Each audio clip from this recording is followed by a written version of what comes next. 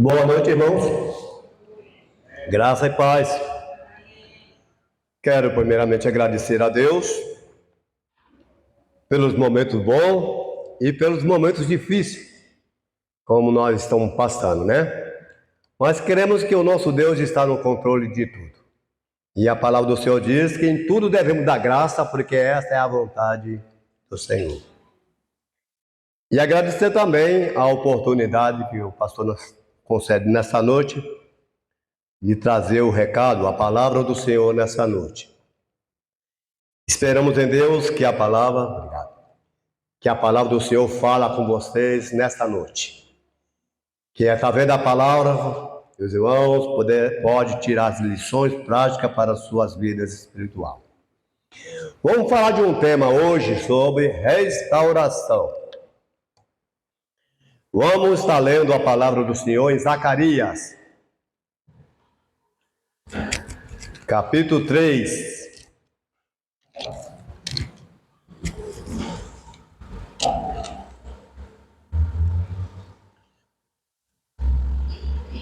Zacarias, capítulo 3, do versículo 1 até o versículo 7.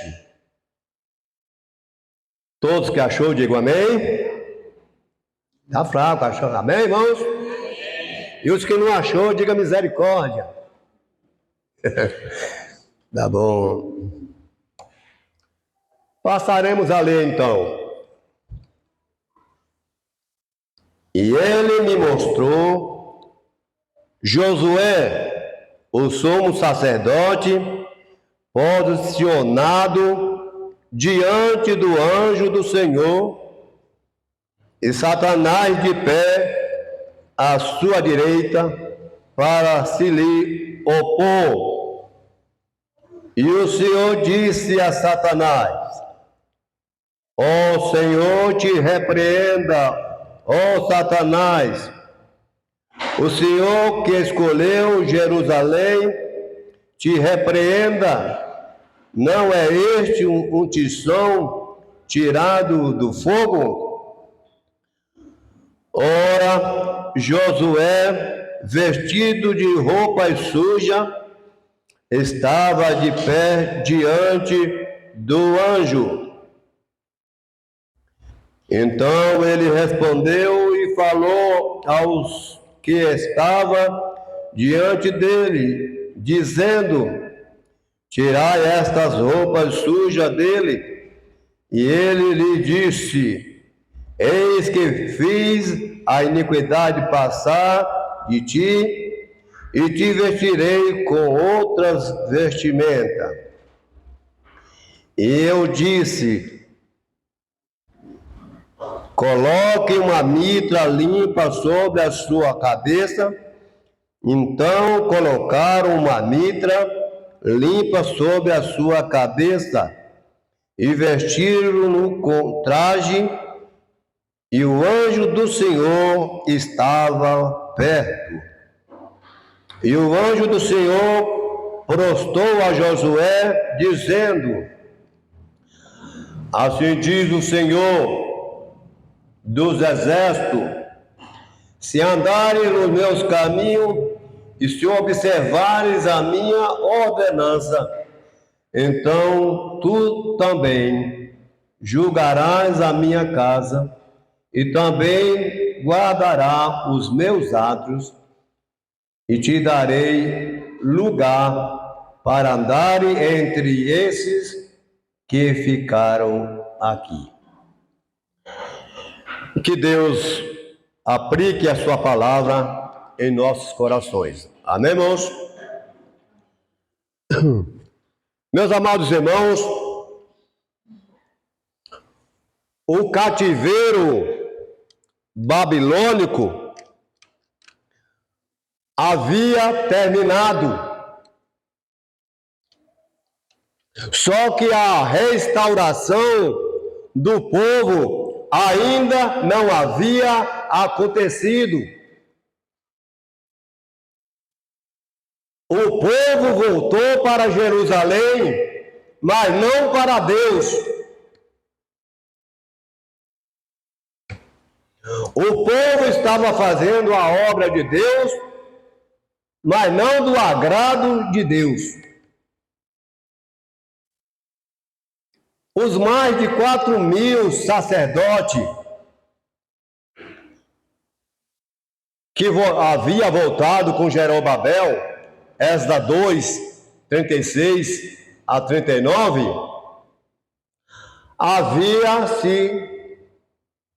se encontrava em estado deplorável. Na época de Neemias,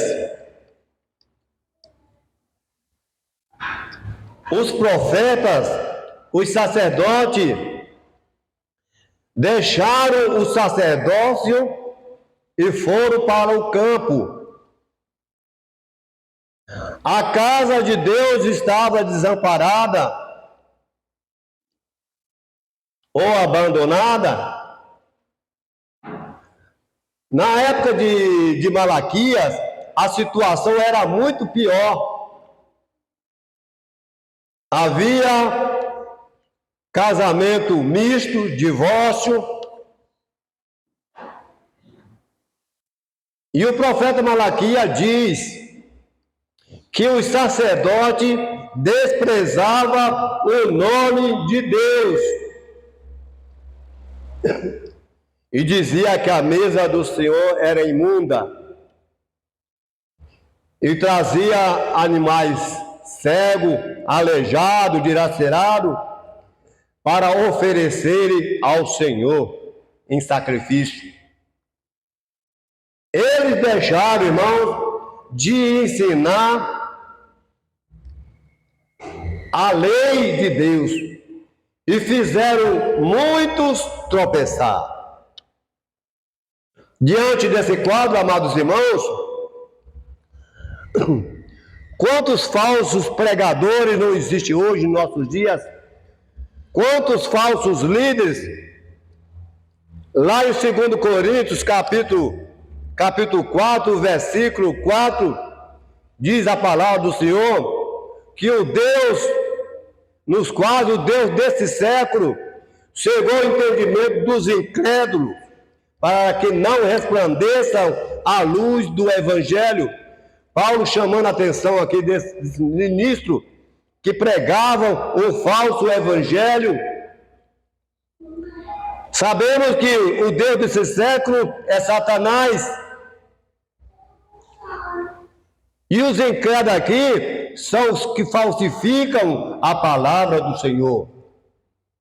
Para essas pessoas, são multidões e multidões que seguem esses falsos líderes, que fazem o povo tropeçar. O Evangelho continua ainda encoberto. Para muitos.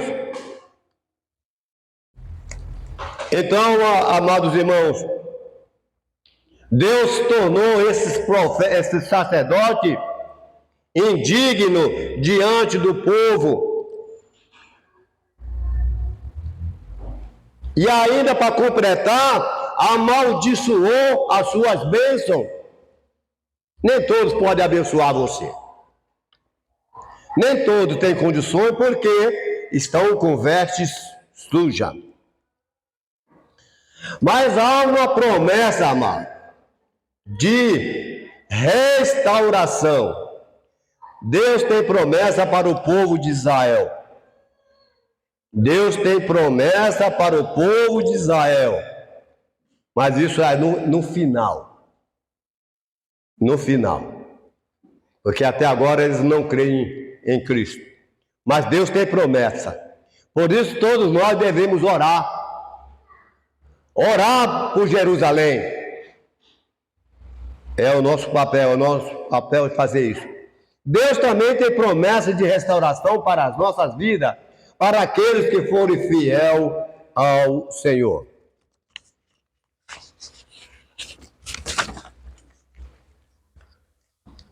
Deus tem promessa, amados irmãos, para aqueles que forem fiéis. Será que todos nós estamos sendo fiéis ao Senhor? Meus amados irmãos,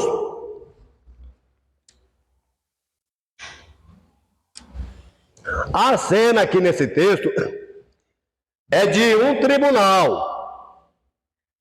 aonde aparece o ofensor. Quem é esse ofensor? Josué. Ele é culpado, está diante de um juiz para ser julgado. Mas também aparece também o acusador. Quem é esse acusador? Satanás, que se opõe a Josué, o quê? Conhecendo os seus pecados. Conhecendo os seus pecados. Meus amados irmãos, em 1 João 1,9, diz: se confessamos os nossos pecados, Ele é fiel e justo para nos perdoar os pecados e nos purificar de toda a injustiça. E ainda no verso 7 do capítulo 1 de 1 João, se andamos na luz como Ele na luz está, temos comunhão uns com os outros, e o sangue de Jesus Cristo, seu Filho, nos purifica de todo o pecado. Mas diante desse acusador, aparece também um advogado. Amém, irmãos? Aparece aqui um advogado. O anjo do Senhor, o próprio Senhor, que usa em defesa em favor de Josué. Mas houve uma decisão aqui desse advogado: a justificação e a santificação. Vamos continuar aqui com a palavra. Zacarias registrou essa mesma crise. Porém, quando tudo parecia perdido, quando a cidade de Jerusalém estava debaixo de opróbrio, Deus disse: Jerusalém será habitada como as aldeias sem muro. Eu serei um muro de fogo em redor, e eu mesmo serei no meio dela a sua glória. Capítulo 2, verso 4 a 5. Deus estava disposto a avivar aquela cidade e o seu povo. Ele diz: canta e exulta, ó filha de Sião, porque eis que venho e habitarei no meio de ti. Capítulo 2, versículo 10. Vejamos aqui, irmãos, a restauração do sacerdócio. Primeiro, a necessidade dessa restauração. Vemos aqui o pecado do sacerdote. Versículo 3. Ora, Josué, vestido de roupa suja, estava de pé diante do anjo. Ora, irmão, Josué trajado de veste suja. Verso 3. Josué estava no altar, mas com veste suja. As vestes sujas, irmão, externa, reflete a vida interna. Ele estava fazendo a obra do Senhor, mas de forma indigna. Deus estava mais interessado em quem nós somos. Irmãos, isso é interessante. Deus está mais interessado no que nós somos do que o que nós fazemos. Não adianta apresentar muitos relatórios ou muitas virtudes, porque ainda o que você faz ainda é pouco. Ainda o que você faz ainda é pouco. O que Deus mesmo está mais interessado é do que nós somos. É isso que Ele está mais interessado. Do que nós somos, do que nós é. Esse negócio de ficar tirando óculos, pondo óculos é chato, né? Mas vai fazer o quê? Irmão, a vida vem antes do ministério. A vida do líder é a vida de sua liderança. Veja aqui, irmãos, Isaías capítulo 5. Vamos anotar aqui em Isaías o que ele observou aqui. Isaías capítulo 5 estava no templo. Isaías estava na casa, estava no templo, na casa de Deus. Então, ele havia pronunciado uma série de ais. Viu o que ele observou aqui? Ele estava olhando para os problemas do mundo, os problemas das pessoas. Veja o que aconteceu aqui. Ai dos que ajuntam a casa, verso 8. Em segundo, ai dos que seguem a bebedice, verso 11. Terceiro, ai dos que vivem na iniquidade, verso 20. Quinto, ai dos que são sábios aos seus próprios olhos, verso 21. Vai acompanhando Isaías capítulo 5. Ai dos que são heróis para beber vinho, verso 22. E aqui Isaías cai em si. Ele estava olhando os problemas do povo, mas esqueceu de si. Ao que ele diz aqui, mas agora, diz, ai de mim, porque sou homem de lábios impuros, Isaías 6 e o versículo 8. Tá bom aqui, irmãos? Veja aqui a situação de Isaías. Cheio de pecado, cheio de injustiça, vê os problemas do povo, vê os problemas da humanidade, mas ele esqueceu de si. Ele se esqueceu de si. Então ele reconhece que ele era um homem cheio de pecado, cheio de injustiça. Ele reconheceu os seus pecados, né? Mas agora, ai de mim, porque eu sou um homem de lábios impuros, Isaías 6, 5, 8. Ai dos que justificam o ímpio, verso 23, capítulo 3, do 9 até o 11. Josué, irmãos, estava no templo, no altar, orando pelo povo, mas suas vestes estavam sujas.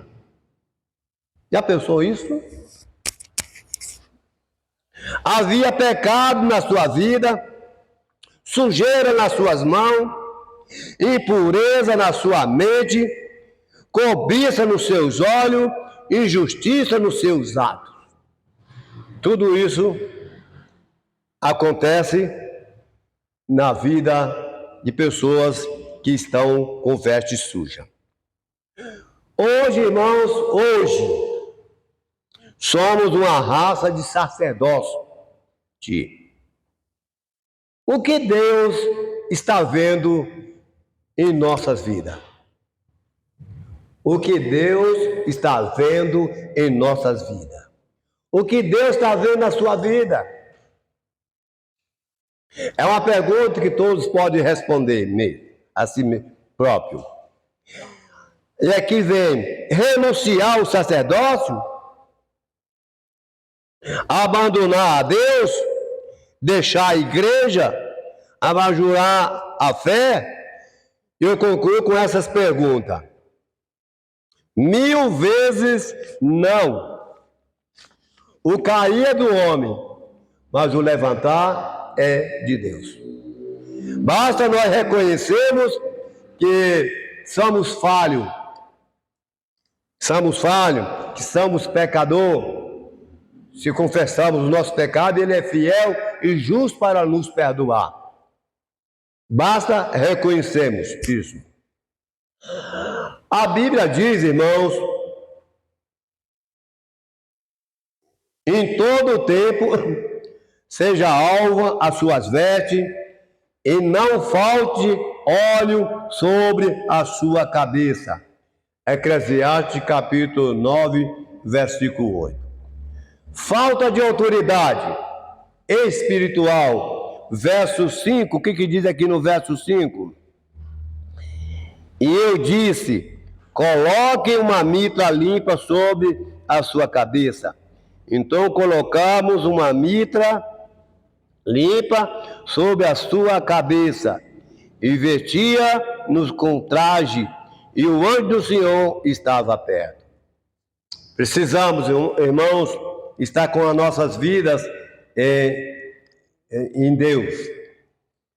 Turbante, irmão, significa falta de autoridade. O pecado lança o próprio, tira a autoridade, tira a unção. Josué estava sendo desqualificado pelo seu pecado. O pecado estava contaminando a sua cabeça. Seu turbante, símbolo da autoridade, estava sujo. Olha o que o pecado aqui faz. O pecado realmente traz uma grande consequência de destruição. O pecado rouba do crente a autoridade espiritual. Perdemos a alegria da salvação, perdemos a unção do Espírito, perdemos o poder de fazer a obra, perdemos o quê? O sorriso de Deus. Tudo isso o pecado faz. Precisamos realmente ver em que área nós estamos falhando. A oposição de Satanás. Verso 1. Olha o que diz aqui o verso 1. E ele me mostrou Josué, o sumo sacerdote, posicionado diante do anjo do Senhor, e Satanás de pé à sua direita para se lhe opor. Irmãos, o caso aqui é sério. Satanás está tentando a pessoa de maior destaque, o sumo sacerdote. Satanás está tentando no contexto mais sagrado, no templo. Satanás está tentando no lugar mais estratégico, do lado direito. Satanás está tentando na hora mais importante, quando o sacerdote estava orando pelo povo. Amados irmãos, eu posso observar aqui e tirar grandes lições. E também exemplo. Na hora em que o pregador quer ver bênção, quer ver Deus se manifestar na obra, quando o pastor estiver pregando, o que a igreja tem que fazer? Está orando pelo pastor, concentrado, orando, intercedendo para que o Espírito Santo trabalhe na igreja. Porque tem muitas pessoas que não são crentes. Quando a igreja está concentrada, observando ao pastor nas suas pregações, o Espírito Santo está trabalhando. Como diz lá em Apocalipse 3:20, eis que estou à porta e bato, né? Se alguém abrir a porta, eu entrarei, cearei com ele e ele comigo. Então eu me lembro uma vez, amados irmãos, nós tínhamos um trabalho lá em São Paulo, nós tínhamos uma congregação da Igreja Batista do Novo Testamento, fiquei 18 anos nessa igreja. Nós tínhamos uma congregação lá, e às 8 horas, 8h30, nós tínhamos um grupo para fazer o trabalho de evangelismo. no bairro. Nós chegávamos 9 horas lá no bairro. O trabalho começava às 3 horas, nós ficávamos até às 2h30 evangelizando, distribuindo folheto. Depois que nós distribuímos os folhetos, a gente ia entrando nas casas, orando, lendo a Bíblia, orando e convidando as pessoas para assistir o culto.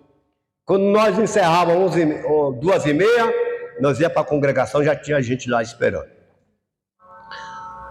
Nós voltávamos para a igreja. 5 horas, o ensaio do coral e os departamentos que funcionavam. Depois tinha a cantina. E depois veio o culto, 7h30. E veio um pastor de uma igreja, a igreja batista menonita, pregou 1 hora. Eu doido para ir em casa, porque a gente não almoçava, né? Quando a gente ia para essa congregação, não almoçava, só fazia lanche. Então só ia para casa 10 horas da noite. E o pastor pregou 1 hora, eu doido para ir para casa, cansado. Mas quando o pastor pregou 1 hora, que fez o apelo, mais de 10 pessoas foram lá na frente. E aquela canseira desapareceu. Então é isso, irmãos. Quando o pastor estiver pregando, vamos estar todos nós concentrados, orando, para que o Espírito Santo possa encontrar portas abertas.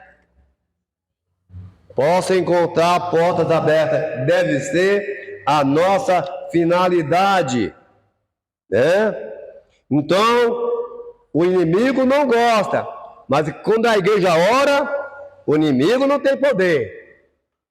Mas quando a igreja busca a presença do Senhor, com certeza, ele não vai nos destruir. Satanás, irmão, nos espiona. Você pensa que não? Ele nos espiona 24 horas por dia. Ele procura uma brecha, ele procura uma fenda em nossa vida para colocar uma cunha e nos acusar e se opor a nós. Tudo isso ele faz. Satanás acusa o pecado do líder e do povo a quem o sumo sacerdote representa. Esse adversário descobre os pontos fracos do caráter e o ataca.